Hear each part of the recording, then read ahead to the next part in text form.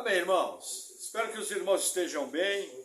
Vamos ao nosso texto base, segundo o livro do profeta Samuel, capítulo 8, versículo 1 diz assim: E sucedeu, depois disso, que Davi feriu os filisteus e os sujeitou, e Davi tomou a Meteg-ama das mãos dos filisteus. Até aqui, vamos orar.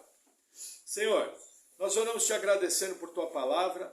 Eu oro pedindo, Senhor, que o Senhor venha nos dando entendimento e sabedoria nessa noite. Vem com o teu poder, edificando tua igreja, em nome de Jesus. Amém. Amém. Amém, irmãos? Amém. Veja, relembrando, na última pregação nós falamos sobre a aliança davídica, onde Deus fez uma aliança com Davi, prometendo que o trono de Davi permaneceria pela eternidade.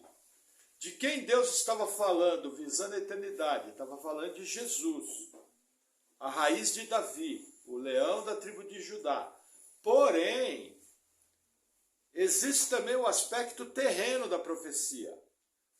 Deus prometeu a Davi um grande reino. Nesses 3 capítulos, entenda, isso aqui ele é quase que um apanhado geral das principais guerras que Davi fez. É como se fosse um parêntese no livro, fazendo um retrospecto das campanhas militares de Davi. As principais que chamaram a atenção. Vão haver outras guerras citadas à frente? Vão. Mas o que eu quero que você entenda aqui, que não tem como avaliar o número de anos que se passaram. Isso daqui é um apanhado geral que o autor de 2 Samuel resolve colocar. Na verdade, o que o autor está querendo mostrar é o seguinte: Deus fez uma aliança, Deus prometeu e Deus cumpriu. É isso que ele está querendo mostrar, o resultado dessa aliança. E é o que nós vamos ver nesses capítulos. Então vamos avançar. Vou reler o versículo 1. E sucedeu depois disso que Davi feriu os filisteus e os sujeitou, e Davi tomou a Meteg-ama das mãos dos filisteus. Também derrotou os moabitas e os mediu com cordel, fazendo-os deitar por terra, e os mediu com 2 cordéis para os matar, e com 1 cordel inteiro para os deixar com vida. Ficaram assim os moabitas por servos de Davi, pagando-lhe tributos. Feriu também a Hadadezer, filho de Reobe, rei de Zobá, quando ele ia recuperar o seu domínio sobre o rio Eufrates. E tomou-lhe Davi 1000 carros e 700 cavaleiros, e 20.000 homens a pé. E Davi já reteou a todos os cavalos dos carros, e reservou deles 100 carros. E vieram os sírios de Damasco a socorrer Hadadezer, rei de Zobá. Porém, Davi feriu os sírios, 22.000 homens. E Davi pôs guarnições na Síria de Damasco. E os sírios ficaram por servos de Davi, pagando-lhe tributos. E o Senhor guardou a Davi por onde quer que ia. Veja, compreendam. O escritor de 2 Samuel está mostrando o quê? Davi venceu no sentido do oceano, derrotou os filisteus. Aí ele vem e vence os moabitas numa grande campanha militar. Aonde? Na região leste do reino. Nessa vitória dos moabitas acontece um negócio interessante.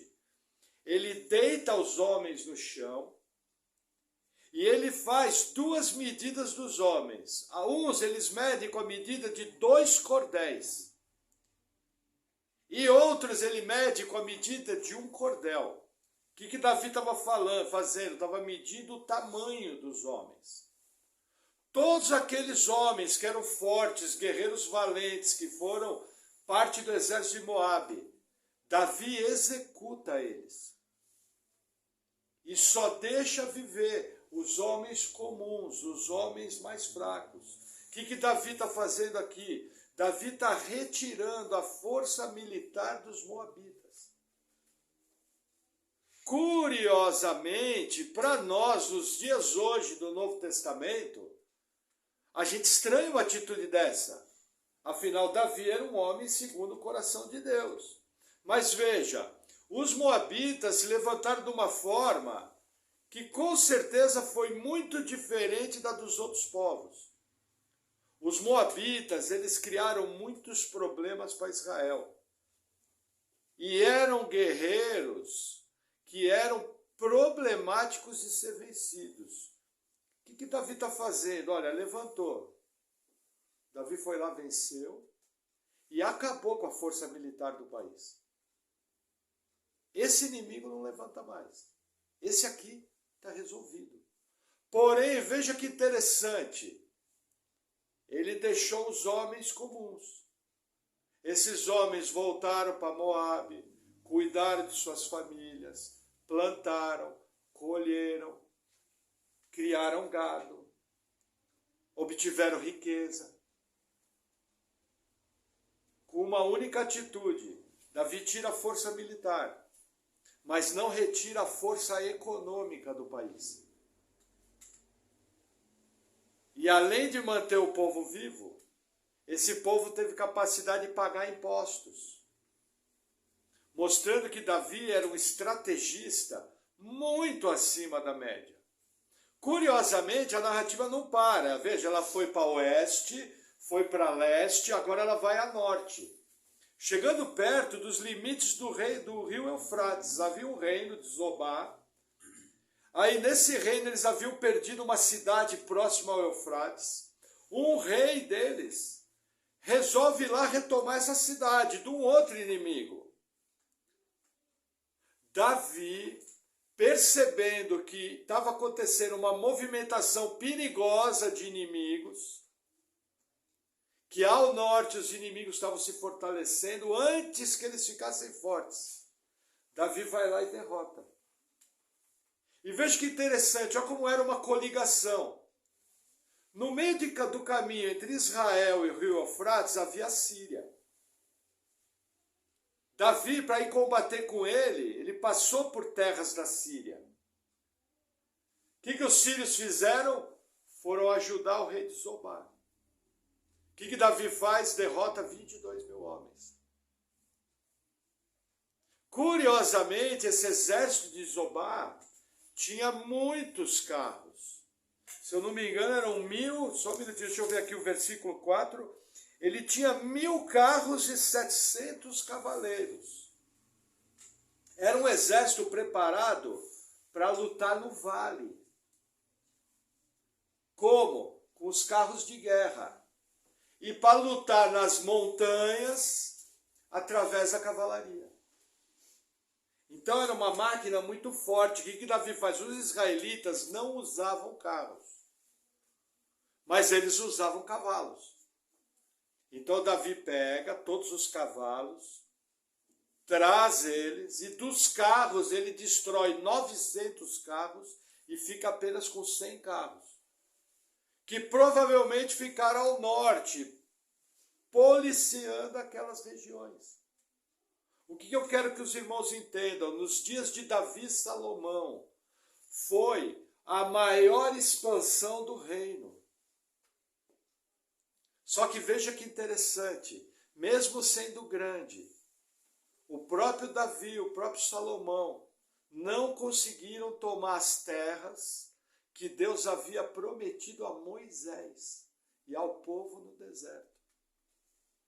O que nós entendemos dentro da nossa maneira de interpretar a Escritura?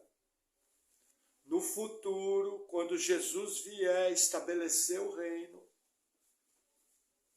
aqueles limites que Deus deu da terra prometida vão ser dados completamente a Israel. Por quê? Porque o próprio Jesus, ao reinar na terra, é que vai dar esse reino, cumprindo as promessas feitas lá na saída do Egito, que não foram cumpridas plenamente até hoje. Só que nós sabemos pela Escritura que se Deus promete algo, Ele cumpre. Mas o que nós vemos aqui é assim, contra Davi, ninguém conseguia resistir. Ele era realmente um guerreiro diferenciado. E interessante que Davi era assim, ele era um homem justo. Mas quando ele tinha que ser pesado, ele vinha, arrancava com raiz e tudo. Passava fio de espada mesmo, sem negócio. Já vai levantar o inimigo. Antes do inimigo ficar forte, eu vou para cima. O rei de Zobá está levantando, vai te ameaçar lá em cima. Não, eu vou lá e derroto. Mas levantou alguém, os sírios levantaram para ajudar. Derrotou os sírios. E olha que interessante, não somente derrotou, mas botou guarnições para tomar conta da terra. Não basta apenas conquistar uma terra. Não basta apenas conquistar algo. Você tem que conservar. Você tem que permanecer. Muitas vezes nas nossas vidas nós temos conquistas e depois perdemos. Conquistas e depois perdemos. Nos dias de Davi e Salomão, mesmo nos momentos de desobediência de Davi, mesmo nos momentos de desobediência de Salomão, você percebe uma ascendente. Em geral, sempre positiva. Porque eles consolidavam aquilo que eles conquistavam.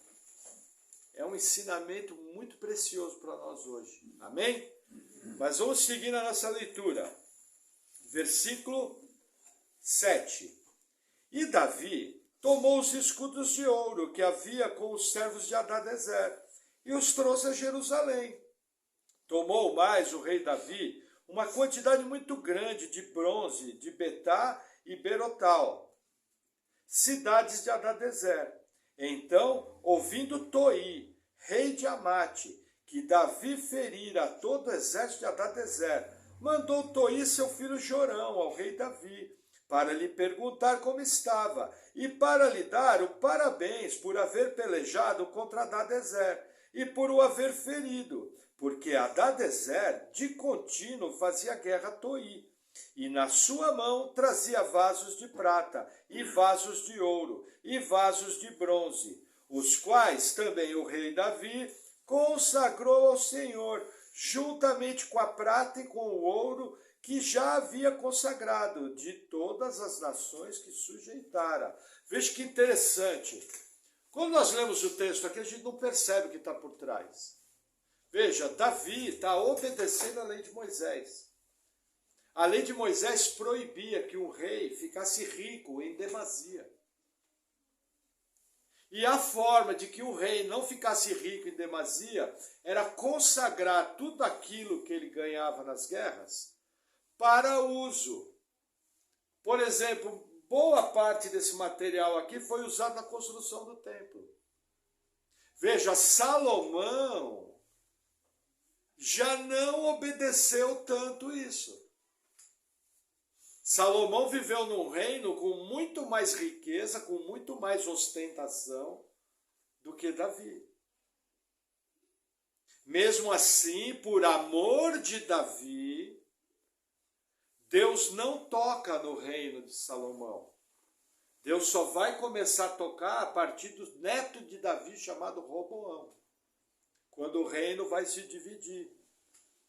Nós vamos ver isso mais à frente. Agora, veja que interessante a prudência de Davi, porque, gente, colocou dinheiro no meio, você vê o coração do homem. As pessoas falam que dinheiro é neutro, o dinheiro não é neutro. As pessoas matam por causa de dinheiro.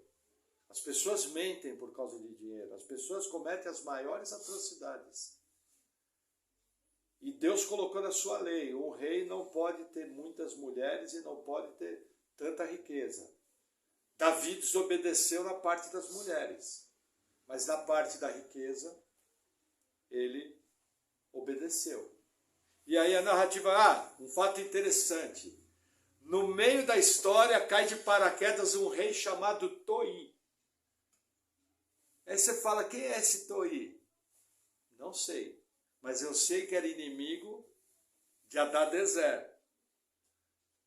Assim que Davi derrota Hadadezer, o que Toi faz? Manda uma comitiva. Olha, somos amigos. Mostrando que desde aquela época havia muita política, havia muitas alianças, havia muita coisa. Quando Toi manda aquela comitiva, ele meio está falando, olha, eu estou com você. Meio que ele está se colocando debaixo da proteção de Davi. O que eu lendo o texto, ele fez muito bem.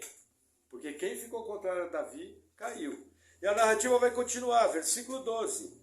Da Síria e de Moabe, e dos filhos de Amon, e dos filisteus, e de Amaleque, e dos despojos de Hadadezer, filho de Reobe, rei de Zobá, também Davi ganhou nome, voltando ele de ferir os sírios no Vale do Sal, a saber, 18.000, e pôs guarnições em Edom, e em todo Edom pôs guarnições, e todos os edomeus ficaram por servos de Davi, e o Senhor ajudava Davi por onde quer que ia. Reinou, pois, Davi sobre todo Israel, e Davi fazia direito e justiça a todo o seu povo. E Joabe, filho de Zeruia, era sobre o exército, e Jeosafá, filho de Ailude, era cronista, e Zadok, filho de Aitube, e Aimeleque, filho de Abiatar, eram sacerdotes, e Seraías, escrivão. Também Benaia, filho de Jeoaida, estava sobre os quereteus e peleteus.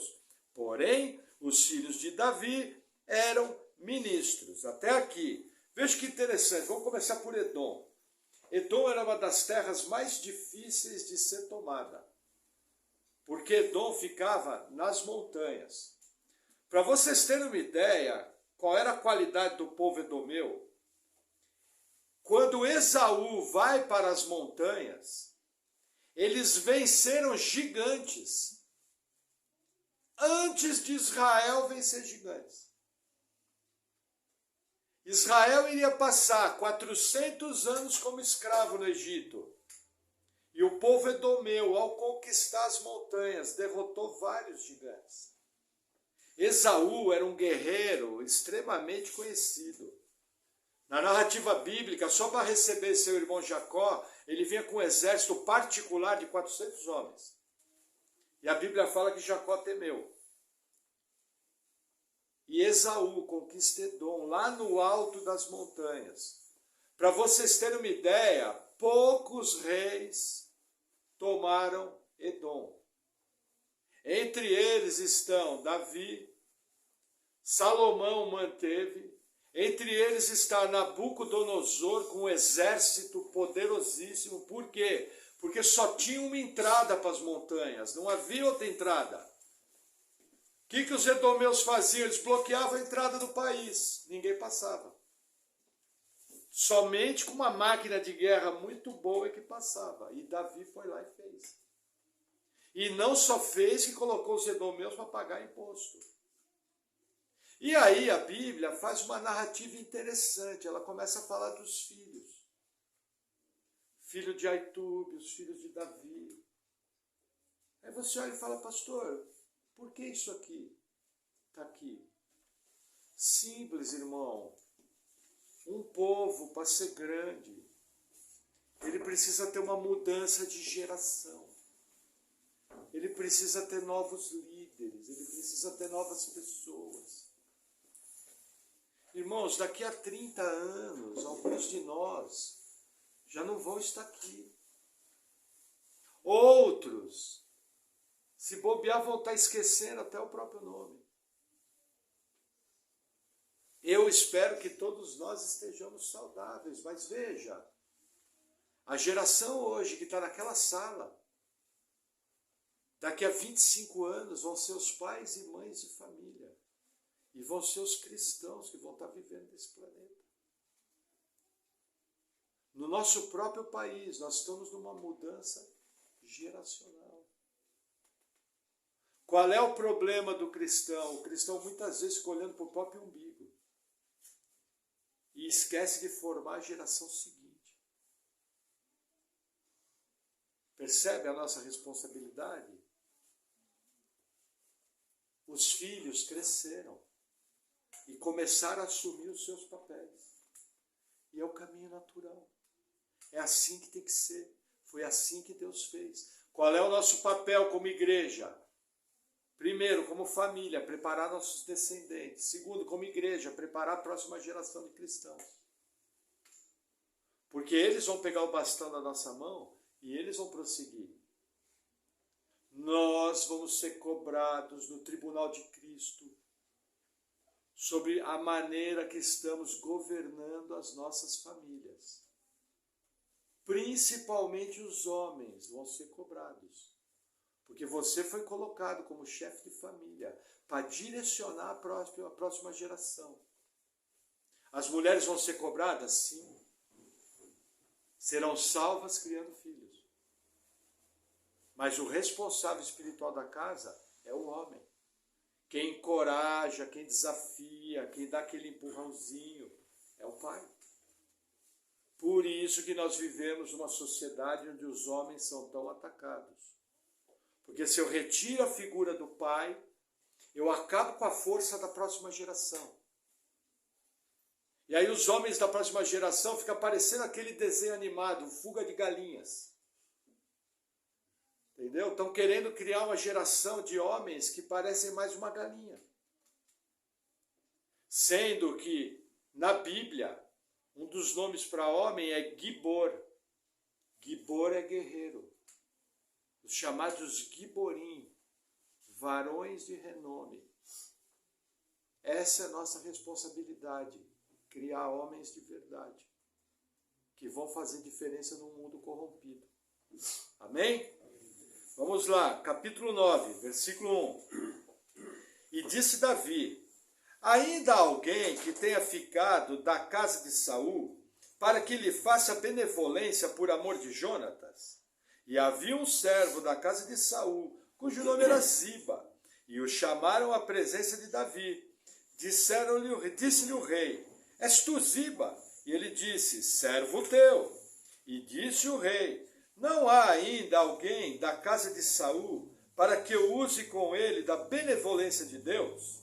Então disse Ziba ao rei: ainda há um filho de Jonatas, aleijado de ambos os pés. E disse-lhe o rei: onde está? E disse Ziba ao rei: eis que está em casa de Maquir, filho de Amiel, em Lo-debar. Então mandou o rei Davi e o tomou da casa de Maquir, filho de Amiel, de Lo-debar. Veja, o que Davi vai fazer aqui? Davi havia feito uma promessa para Jonatas. Eles tinham feito uma aliança. Que quando Davi viesse a ser rei, ele ia cuidar da descendência de Jonatas. Não somente isso, quando a vida de Saul ficou na mão de Davi, Saul vira para Davi e fala: olha, não mate os meus descendentes quando você for rei. E o que Davi fala? Eu não vou matar os seus descendentes. Qual era o hábito da época? Quando um rei assumia, ele matava toda a dinastia do antigo. Só que aqui no caso, Davi está mostrando, primeiro, a sua hombridade. Segundo, que ele era um homem de palavra. E terceiro, que ele era um homem de graça. E ele vai atrás de Mefibosete. Mefibosete só não é um mendigo porque ele foi acolhido numa casa. Mas a situação financeira de Mefibosete é terrível. Ele viu uma vida degradante. Por quê? Porque ele era aleijado dos pés. Naquela noite, quando Saul e Jonatas foram mortos, a cuidadora de Mefibosete pega ele no colo, quando ele tinha 5 anos de idade. E ao fugir com ele, ela deixa o menino cair. E o menino quebra os pés e se torna aleijado. Numa sociedade extremamente difícil para pessoas aleijadas. Essa é a figura de Mefibosete. Imagina alguém totalmente sem condição, quebrado, totalmente quebrado. E olha o que vai acontecer, versículo 6. E Mefibosete, filho de Jonatas e filho de Saul, veio a Davi e se prostrou com o rosto por terra e inclinou-se e disse Davi: Mefibosete. E ele disse: eis aqui teu servo. E disse-lhe Davi: não temas, porque de certo usarei contigo de benevolência por amor de Jonatas, teu pai. e te restituirei todas as terras de Saul, teu pai, e tu sempre comerás pão à minha mesa. Então se inclinou e disse: quem é teu servo, para teres olhado para um cão morto, tal como eu? Vamos fazer uma pausa aqui. Mefibosete chega assustado diante de Davi. Mefibosete não sabia da conversa com Ziba. Provavelmente Mefibosete pensou que pronto, morri. O rei mandou me chamar, vai me matar. Eu sou o único descendente vivo de Jonatas.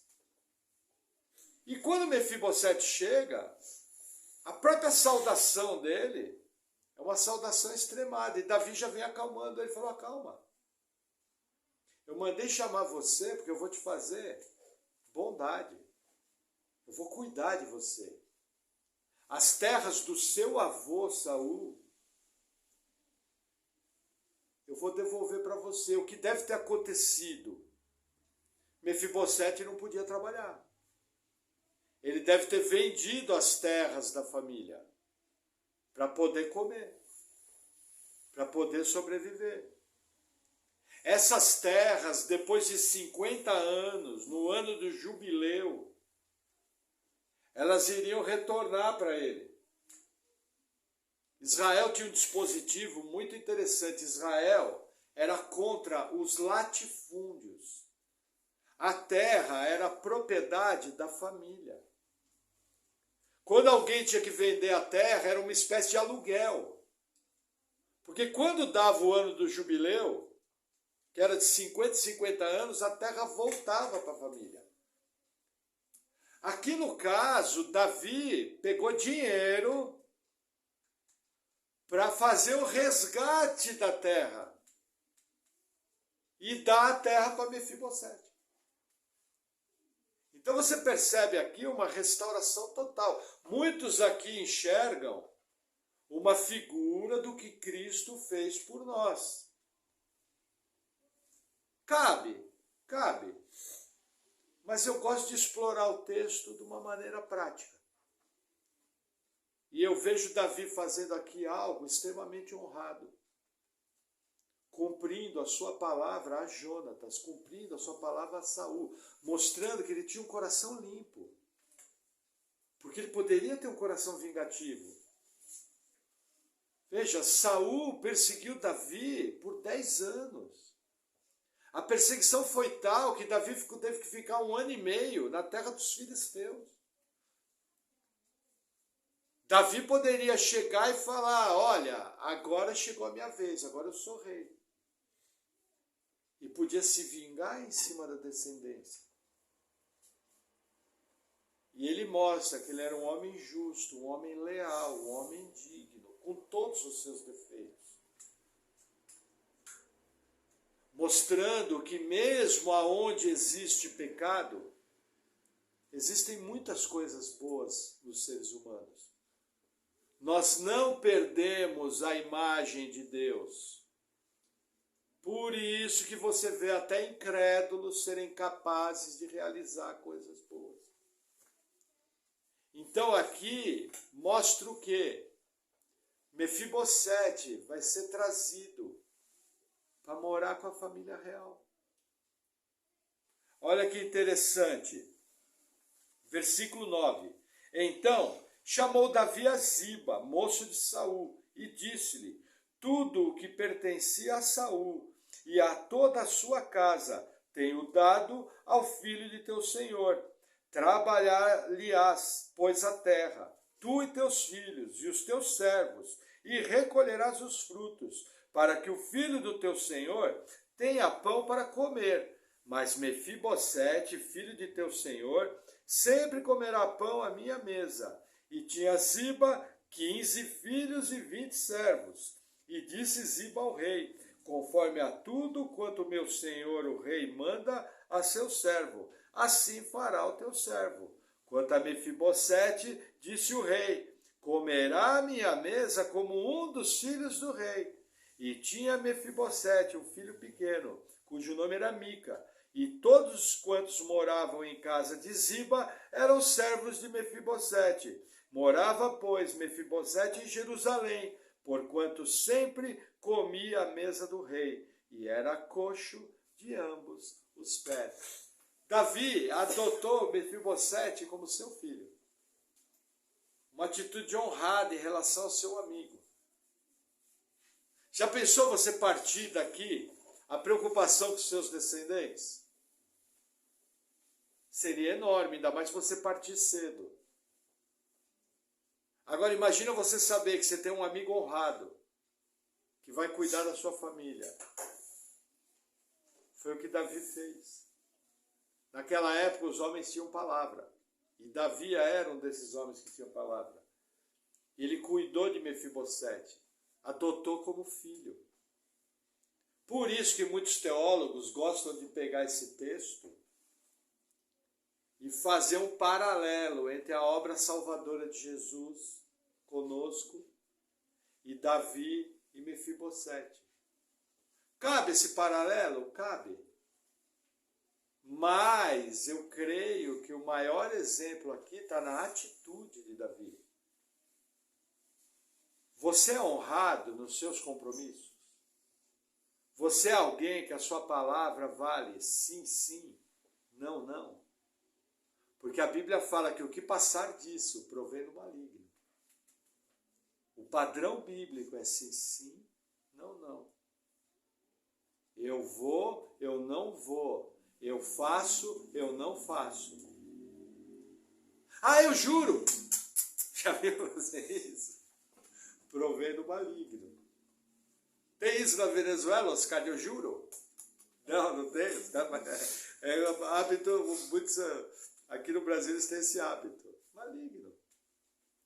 Mas a pergunta é, numa igreja que vive uma crise moral, você como cristão, quando você não pode cumprir sua palavra, você procura as pessoas que você deu a sua palavra para dar uma satisfação para elas? Chega e fala, fulano, lembra tal coisa? Olha, fulano, tive problema, não vou ter condição de fazer aquilo. O que nós podemos fazer para remediar? Olha, eu estou errado, estou trabalhando para consertar. Porque hoje em dia nós vivemos uma geração que não está preocupada com isso. Mas o nosso padrão é outro. Nós somos cidadãos de outro mundo. Nós somos estrangeiros. E quando você não consegue cumprir sua palavra, cabe a você resolver o assunto. De cabeça erguida, que nem homem. Pedindo perdão. Fazendo tudo que está ao seu alcance para corrigir. Os irmãos sabem, eu há 24 anos trabalho com produto cristão.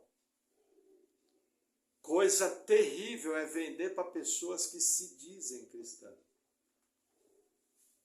É melhor não vender, é melhor dar de presente. Porque desperta os piores sentimentos. Entendeu? Então, assim, precisamos atentar para esses detalhes. Amém? Vamos avançar mais um pouquinho. Hoje eu vou judiar dos irmãos. Vou pegar uma água aqui.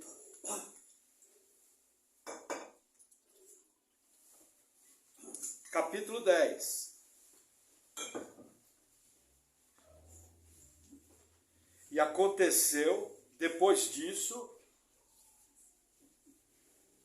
que morreu o rei dos filhos de Amon, e o seu filho Anum reinou em seu lugar. Então disse Davi, usarei de benevolência com Anum, filho de Naás, como seu pai usou de benevolência comigo. E enviou Davi os seus servos para consolá-lo acerca de seu pai. E foram os servos de Davi à terra dos filhos de Amon. Então disseram os príncipes dos filhos de Amon a seu senhor, Anum, porventura honra Davi a teu pai, aos teus olhos? Por que te enviou consoladores? Não te enviou antes Davi os seus servos para reconhecer essa cidade e para espiá-la e para transtorná-la? Então tomou Anum os servos de Davi e lhe raspou metade da barba e lhe cortou metade das vestes até as nádegas e os despediu.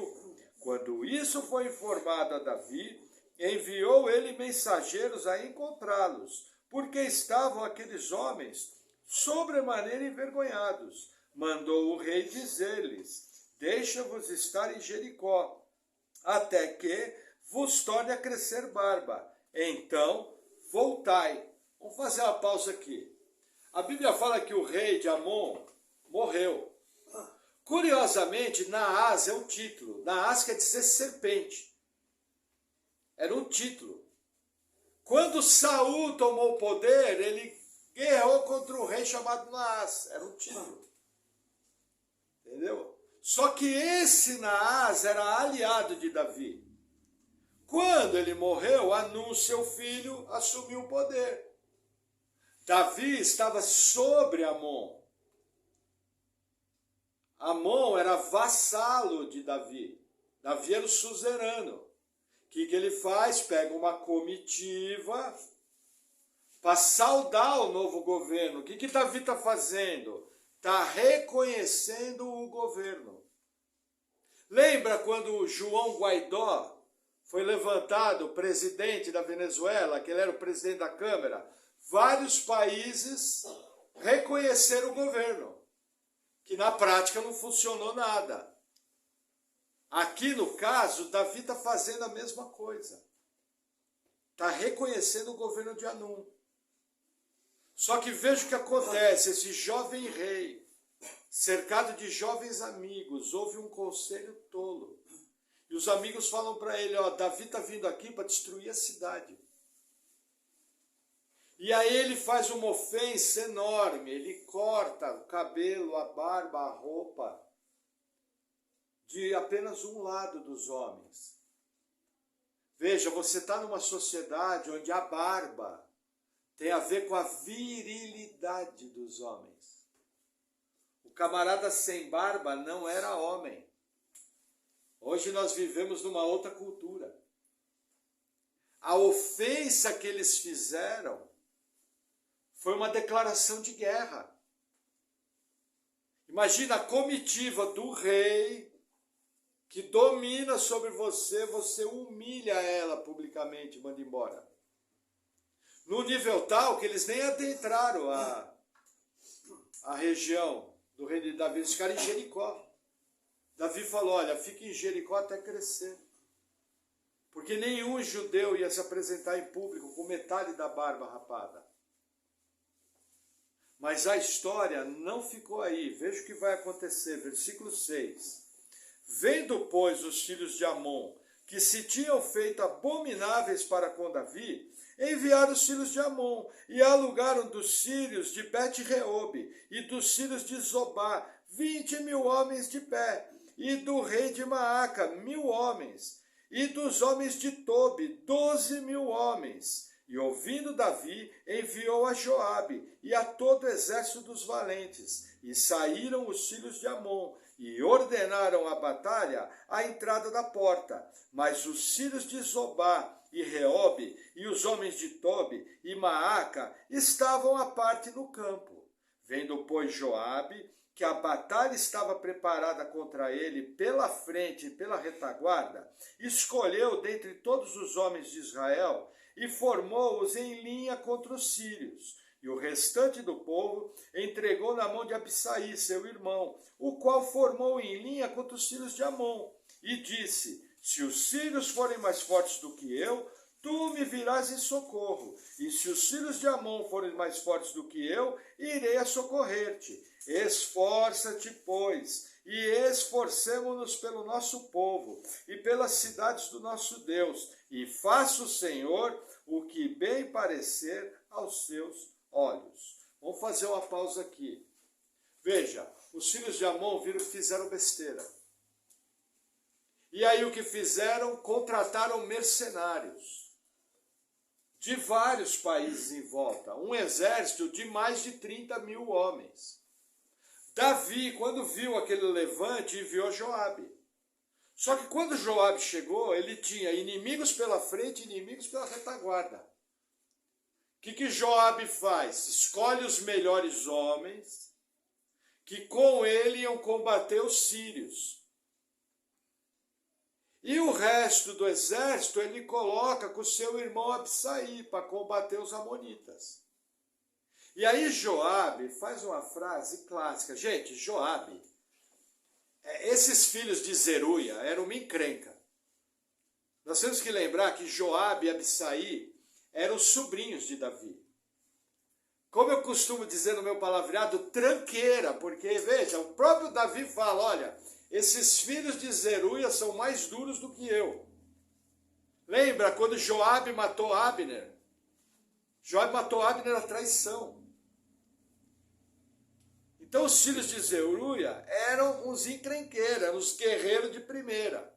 Só que veja que interessante, até o camarada quando é meio torto, mas ele está firmado em Deus, a coisa anda. Por quê? Porque Joabe fala uma frase, olha, eu vou contra os sírios, você vai contra os amonitas. Se você começar a perder, eu te ajudo.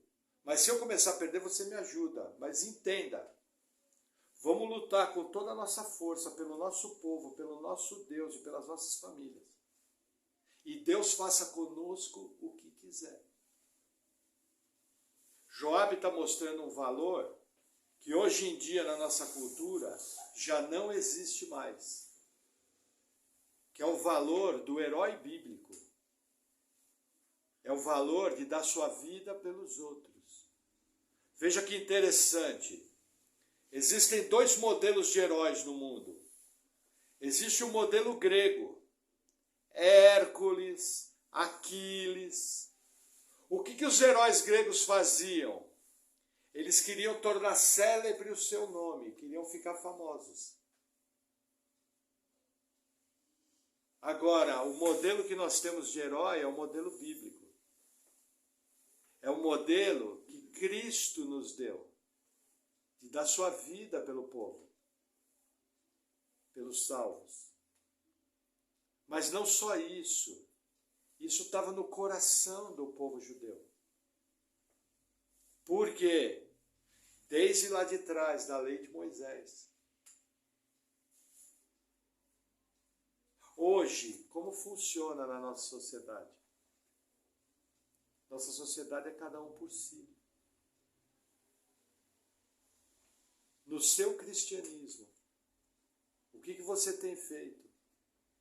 Quando você tem que se dedicar de maneira especial a uma causa, e muitas vezes com dano pessoal, você tem que fazer algo simplesmente porque é o correto a ser feito. Vou falar uma coisa para vocês. Estou indo daqui a pouco para 25 anos de salvo. Várias vezes essa caminhada eu fiz coisas que eu olhei para o Senhor e falei, Senhor, o Senhor sabe que não adianta mentir. O Senhor sabe que eu estou fazendo isso só por causa do Senhor, né? Porque eu não tenho vontade nenhuma de fazer. Na verdade, eu queria ficar coçando o dedão do pé. Folgadão lá em casa. Mas eu estou indo porque eu sei que é o correto a fazer. Porque o Senhor fez muito mais por mim. Sabe, não adianta pintar uma de santo. Talvez com os irmãos já aconteceu isso. De você fazer algo que você não tinha a mínima vontade de fazer. Mas você fez por causa do Senhor. Deixa eu te falar uma coisa. É isso aí mesmo. Isso é cristianismo. Você não vem para a igreja para ficar rico. Você não vem para a igreja para ter conforto. Você não vem para a igreja para ter casa boa. Você não vem para a igreja para ter carro bom. Você vem para a igreja para servir a Deus. E servir a Deus também é servir a igreja. Se o seu cristianismo não serve a igreja, você está com problemas sérios na sua fé. Você está confessando com a sua boca algo, mas na sua prática de vida você está fazendo outra coisa. O exemplo desses guerreiros, eles estavam prontos para morrer pelo povo. Hoje Jesus nem pede que a gente morra. Só que um pouquinho de desconforto, a turma já fica tudo incomodado. Lógico, mostrando para vocês várias vezes nós vamos fazer as coisas porque é o correto a fazer. Não que você esteja morrendo de amor. Sabe que nem tomar remédio amargo? Você não vai fazer churrasco para tomar remédio amargo. Você vai botar a boca abaixo e tomar o mais rápido possível. Muitas vezes na vida cristã a gente faz assim. Mas o importante o que é? Você ter a consciência e ir lá e fazer. Esse é o espírito do povo de Deus. Amém? Vamos mais um pouquinho, versículo 13. Então se achegou Joabe e o povo que estava com ele, a peleja contra os sírios, e fugiram de diante dele. E vendo os filhos de Amon que os sírios fugiam, também eles fugiram de diante de Absaí. E entraram na cidade, e voltou Joabe dos filhos de Amon, e veio para Jerusalém. Vendo, pois, os sírios que foram feridos diante de Israel, tornaram a refazer-se, e mandou Hadadezer, e fez sair os sírios que estavam do outro lado do rio, e vieram a Elã, e Sobaque, capitão do exército de Hadadezer, marchava diante deles. Do que informado Davi, ajuntou todo Israel, e passou o Jordão, e foi a Elã. E os sírios se puseram em ordem contra Davi, e pelejaram com ele. Porém os sírios fugiram de diante de Israel, e Davi feriu dentre os sírios aos homens de 700 carros, e 40.000 homens de cavalaria. Feriu também a Sobaque, capitão do exército que morreu ali. Vendo, pois, todos os reis, servos de Hadadezer, que foram feridos diante de Israel, fizeram paz com Israel, e os serviram, e temeram os sírios de socorrer aos filhos de Amon. Veja que interessante. Os amonitas fizeram uma besteira, arrumaram uma guerra com Davi. Não contente, colocaram os sírios e os outros povos na guerra. Aí o exército de Israel foi lá e venceu, os sírios fugiram. Não contentes, eles se reorganizaram e com mais de 40.000 homens tentaram atacar de novo Israel. Davi foi lá e venceu eles, mas era um exército enorme. Só que essa, segundo a narrativa bíblica, foi uma derrota que acabou com o ânimo dos inimigos, porque a partir dali todos os reis reconheceram, com Davi ninguém mexe. A partir dali, todos eles viram que não adiantava ir contra. Veja, aqui tem um ensinamento muito interessante para nós hoje. Veja, sabia que muita gente não te faz mal, mesmo tendo vontade, porque ela tem temor de você? Aí você vai falar, hã? Temor do quê? Sim.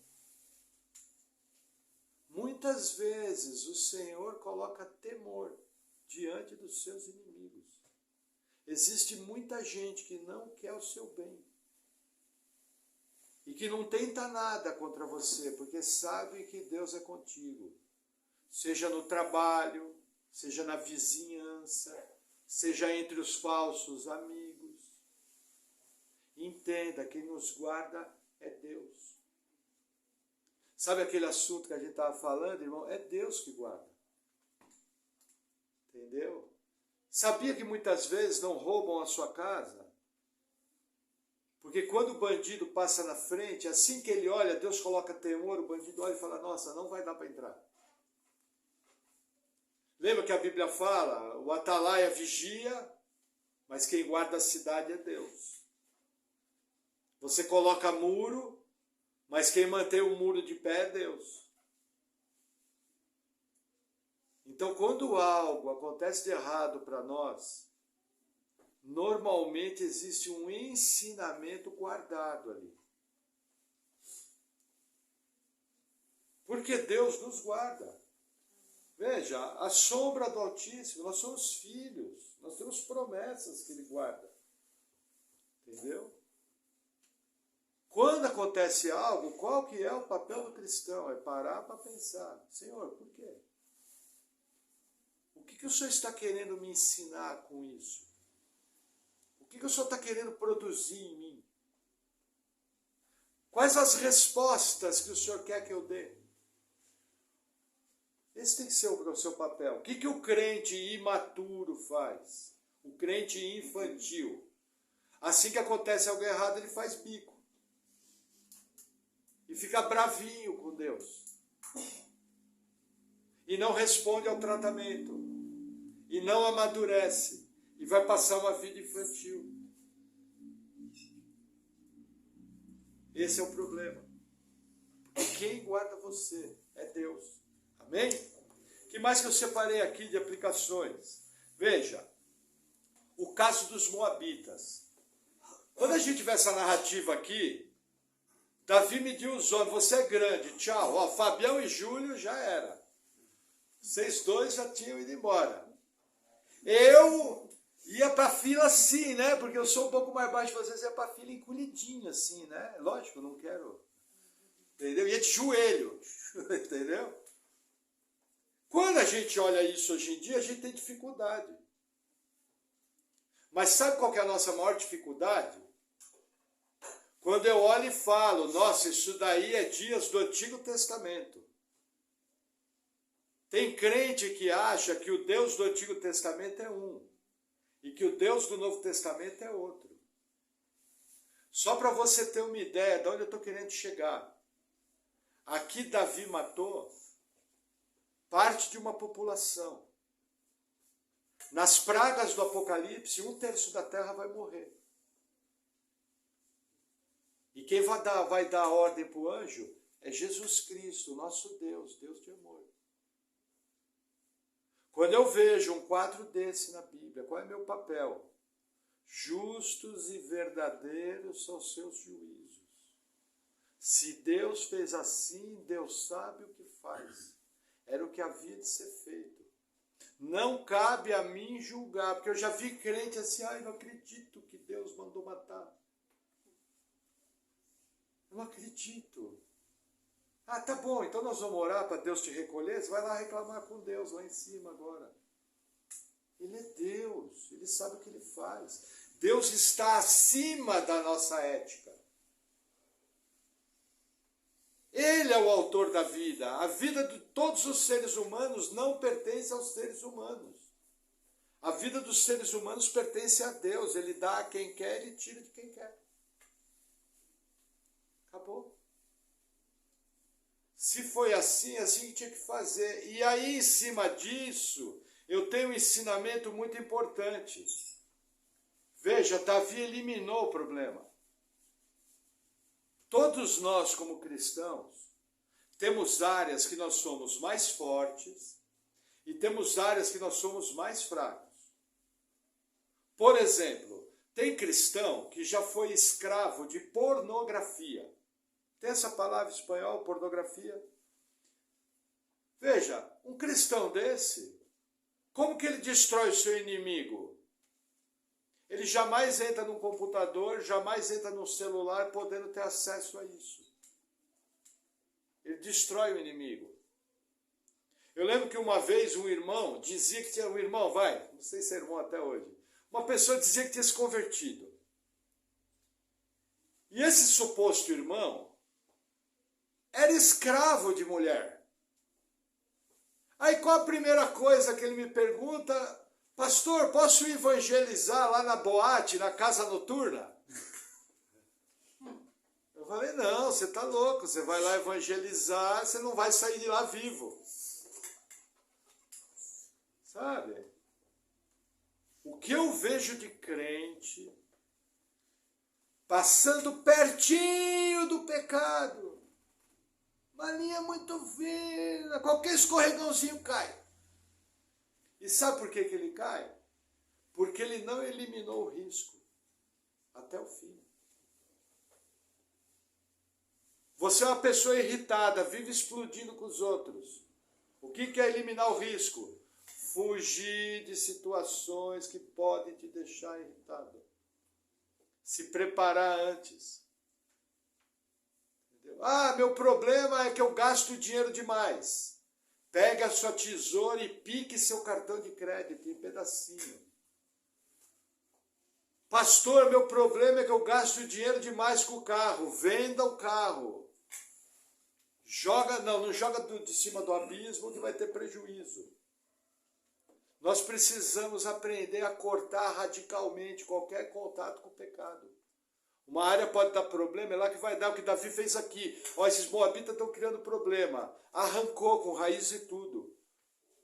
Que nem ele fez com a cabeça de Golias. Ó, esse aqui não afronta mais. Acabou. É o que você tem que fazer na sua vida, com as áreas que te trazem risco. Esse é o maior ensino que a gente aprende de Davi aqui com os moabitas. Arranca isso com raiz e tudo. Para de sofrer. Entendeu?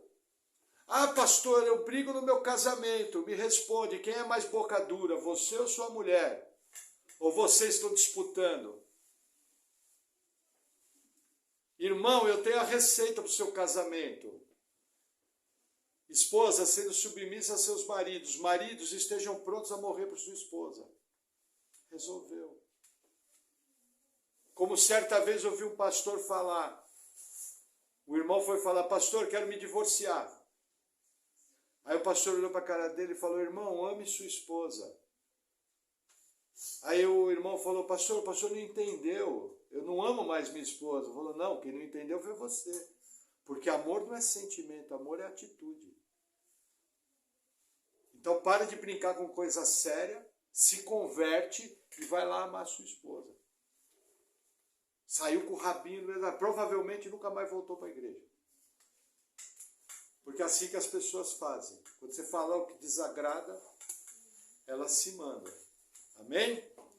Que mais que eu aprendo? No caso de Mefibosete, gente, Deus preza pela gratidão. Tem pessoas que você deve favores. Aquela amiga tua que arrumou a vaga no hospital para mim e para o Fábio, a gente deve favor para ela. Tem que tratar com respeito, tem que tratar com carinho. Nós vivemos a geração da ingratidão. Como cristãos, nós somos o oposto. Tem pessoa muito chata, entende o que é chato? Que já fez muito coisa boa para você e que você deve gratidão. É o que Davi está fazendo aqui. Nós não podemos nos envolver com o hábito do mundo, que é um mundo ingrato, um mundo egoísta, um mundo anticristão. Nós agimos ao contrário. Nós lembramos daqueles que nos fizeram bem e procuramos retribuir o bem que nos foi feito. Amém? Glória a Deus por isso. Tá. Caso dos amonitas, outro povo. Gente, numa boa, né? Toda vez que você se cercar de pessoas idiotas, toda vez que você se cercar de imbecis, de ignorantes, você vai apanhar junto. Veja, estava tudo em ordem. Quando Anum assumiu o reino do seu pai Naás, ele tinha o principal rei da região protegendo ele. Foi ouvir conselho errado, foi ouvir conselho de gente que não presta, foi ouvir conselho de gente maluca. Acabou com o reino de Amon. Acabou. Quantas vezes na sua vida você faz besteira porque está ouvindo gente errada? Porque não procurou conselho, porque não procurou o conselho da Escritura, porque não procurou a sabedoria bíblica para fazer. Todas as vezes que você não buscar sabedoria bíblica, você vai apanhar. E você vai ter problema, e você vai ter dificuldade. Algumas delas definitivas, porque esse rapaz chamado Anum nunca mais voltou. Provavelmente foi morto. Ou viveu a vida fugida. Que mais que eu aprendo? Os sírios, que não tinham nada a ver com a história, resolveram entrar na briga. Apanhou junto. Irmãos, lembra que eu ensino, trazendo para os dias de hoje, existem pessoas que Deus está tratando espiritualmente. Se você vai dar socorro para alguém que está sendo tratado por Deus, você entra junto no tratamento. Isso é muito comum na área financeira. Às vezes tem algum irmão, às vezes tem algum parente que está passando por um profundo tratamento financeiro da parte de Deus. Aí vai o crente, desavisado, sem parar para pensar, pega o dinheiro que Deus deu e ajuda o parente ou o irmão na fé. E interfere no tratamento de Deus.